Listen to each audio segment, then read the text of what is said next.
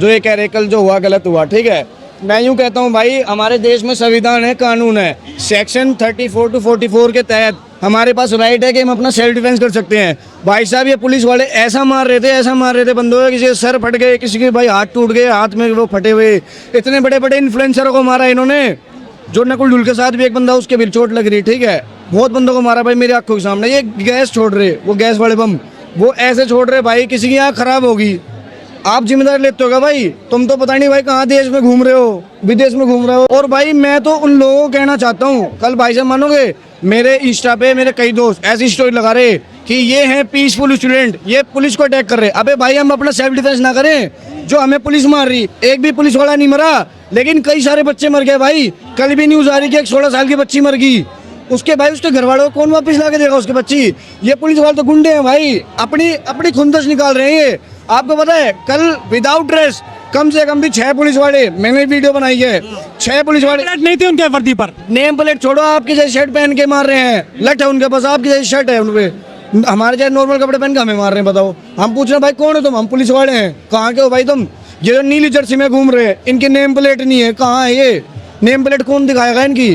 भाई ये गुंडे भेजे गए हैं। और ये मैंने कल कही थी, कल आपने देखा होगा कुछ गाड़ियाँ चलाई पुलिस वालों की, भाई साहब ये वीडियो आई है, इन्होंने खुद तोड़ी है।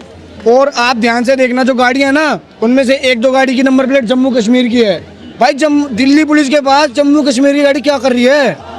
आप सोचने वाली बात है, सरकार गुमराह कर रही है भाई सीधे सीधे। कल भाई दीप के भाई को उठा लिया दोपहर में, उसके बाद इन्होंने इतनी गुंडागर्दी करी यहाँ पे। जो कुचला गया है आंदोलन, क्या ये तानाशाही है? भाई बिल्कुल तानाशाही है, और हम तो यही कहते हैं मोदी तेरी तानाशाही नहीं चलेगी भाई, ठीक है। और मैं उन लोगों को भी कहना चाहता हूँ, कुछ लोग कह रहे हैं, आप पता है कुछ लोग कह रहे हैं कि भाई ये नीट का मुद्दा है तो नीट पे बात होनी चाहिए। अगर भाई ये नीट का मुद्दा था ना, तो जब ये आंदोलन स्टार्ट हुआ था उसी दौरान हल कर लेते भाई। उसी दौरान वो जो क्या नाम है, जो प्रधान है धर्मेंद्र प्रधान है, उसी अगर 2-3 दिन में अगर इस्तीफा दे देता तो ये आंदोलन खत्म हो जाता।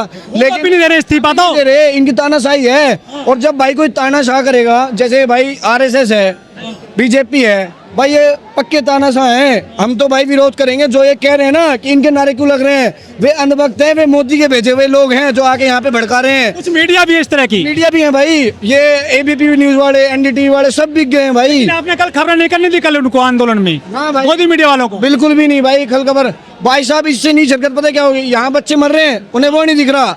जो गाड़ियाँ फूटी है वहाँ पे फोरेंसिक लैब आ रही है, उनमें फिंगरप्रिंट ढूंढ रहे हैं। मतलब भाई खुद ही तोड़ के उसके फिंगरप्रिंट ढूंढ रहे हो। अब कल को मैंने कही थी, जैसे भी कल भी मैंने मतलब किसी को दिया था वो इंटरव्यू, उसमें मैंने कही थी भाई रात में देखना ये न्यूज़ चलेगी कि ये देशद्रोही बच्चे हैं, इन्होंने पुलिस की गाड़ियाँ तोड़ दी, पुलिस को मारा। लग गए हैं अब, हाँ लग गए हैं काम पे। और भाई आपको एक वीडियो दिखाना चाहूँगा मैं, एक सीन में देखता हूँ। कल एक लेडीज ने ना उन्हें बोला, एक मैं बताता हूँ, एक लेडीज थी, उसने एक पुलिस वाले को बोला, बाकायदा उसने वीडियो में बैच भी दिखाया था, अब तक तो उसको सस्पेंड होना चाहिए था, लेकिन नहीं हुआ भाई। वो उस लेडीज ने कहा कि भाई मुझे मारो, अगर इतना ही दम है तुम में तो। वो कह रहा आजा अंदर, मैं तुझे अपना दम दिखाता हूँ। मतलब एक लेडीज को वे इतने गंदे शब्द से कह रहा है। पुलिस वालों की ट्रेनिंग सही से नहीं हुई है क्या यहाँ पर?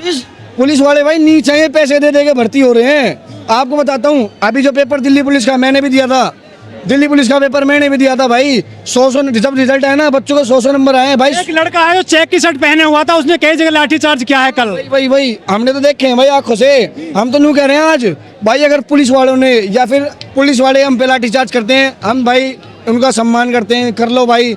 मैं सबसे कहना चाहता हूँ, जब भी पुलिस वाले लाठी चार्ज करें, नीचे बैठ जाओ भाई।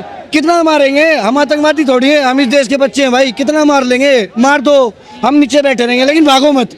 अगर हम यहाँ पे भाई प्रोटेस्ट करने आए तो भागो मत, बैठ दो नीचे, लट खाओ, कोई दिक्कत नहीं भाई, खा लेंगे, लेकिन भागेंगे नहीं। देखेंगे कितना मार लेंगे। लेकिन अगर किसी भी बिना प्लेट वाले पुलिस ने या फिर जो सिविल ड्रेस में ना हो उसने लठ चार्ज कर दी, तो भाई हमारे पास सेक्शन 34 से 44 के तहत हमारे पास राइट है अपना सेल्फ डिफेंस करने का, और हम मारेंगे भाई, बता रहा हूँ। अगर किसी ऐसे बंदे ने हम पार उठा दिया तो राइट टू लाइफ। क्या भाई, ठीक है भाई, धन्यवाद। क्या लग रहा है ये जो आंदोलन किस तरफ जा रहा है? दूसरा दिन है आज, कल की कॉल थी संसद मार्च करने की, आपको वहां जाने नहीं दिया, आपको यहीं रोक जाए। कई लेयर की यहाँ पर लगाई गई थी जो बैरिकेडिंग, किस तरह से जा पाओगे आप?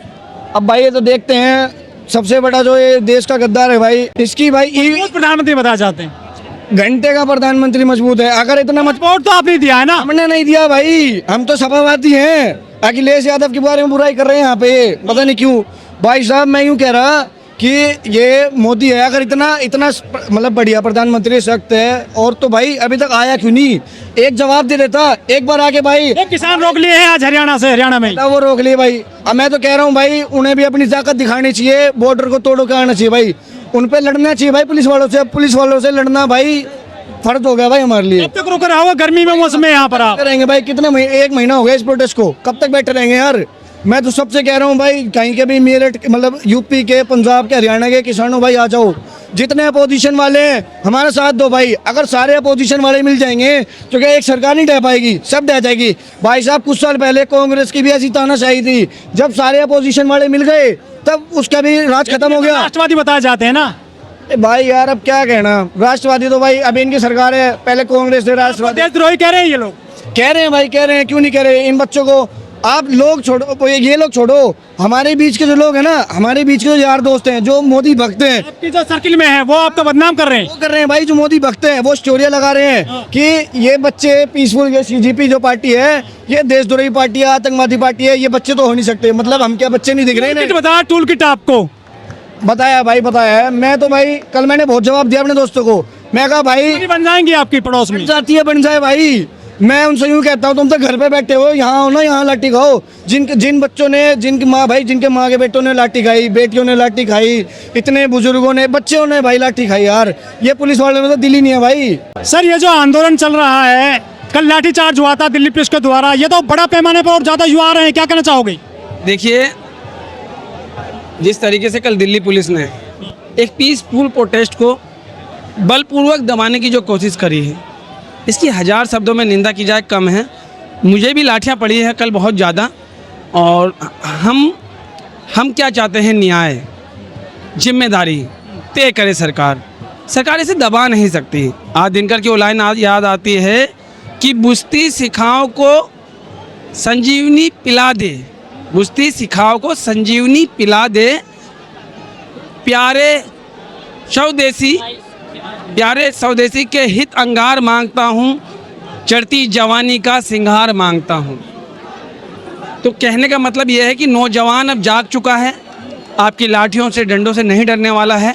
जो कहते थे कि बेटी पढ़ाओ बेटी बचाओ, उन्हीं पे ये आरोप है कि कल उन्होंने बेटियों की इज्जत को तार तार करा। तो आप समझ सकते हैं सरकार कितनी भयभीत और डरी हुई है। हमारा कहने का सीधा सरल संदेश ये है कि आपको जिम्मेदारी तो लेनी पड़ेगी। आप व्यवस्था में हैं और व्यवस्था को संचालन आप कर रहे हैं, तो जिम्मेदारी आपको लेनी पड़ेगी। इस देश में किसी की भी जान अगर सिस्टम द्वारा जाती है, उसकी लापरवाही से जाती है, तो इस जिम्मेदारी से सरकार भाग नहीं सकती। लेकिन 24 घंटे हो गए, सरकार ने कोई एक्शन लिया ही नहीं है आपकी मांगों पर। सरकार लेगी। इस देश की 140 करोड़ जनता ने देखा है किस तरीके से पुलिसिया बल और छल और कपट सरकार इस देश में गरीब, मेहनतकश, नौजवान, श्रमिक, किसान के विरुद्ध कर रही है। ये जो सरकार है, इसका रवैया पूंजीवाद की चौखट पे रेंगता है और गरीब पे ये बल प्रयोग करते हैं। जो लाठीचार्ज हुआ है उसको किस तरह देखते हैं आप? ये इस तरीके से था कि एक हिटलर अपने खिलाफ उठ रही आवाज़ों को किसी भी स्तर पर जाके दबाना चाहता है। और मुझसे बड़े लोग हैं, मेरे पिता समान हैं, आप उनसे ज़्यादा पूछ सकते हैं, बता सकते हैं, क्योंकि उन्होंने मेरी जितनी उम्र है उससे ज़्यादा आंदोलन देखे हैं और हमने पिटाई खाई है।